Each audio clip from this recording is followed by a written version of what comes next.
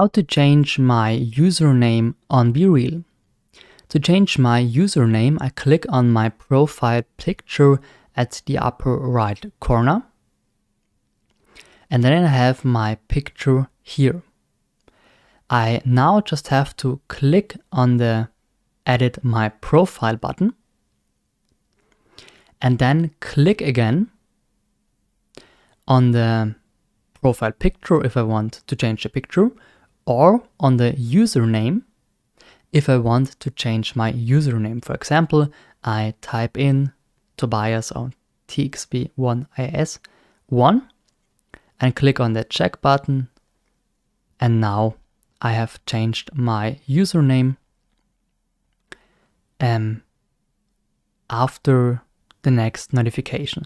So the new username is only available at the next notification.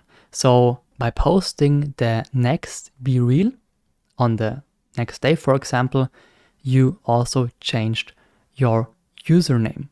Until then, you have your currently one.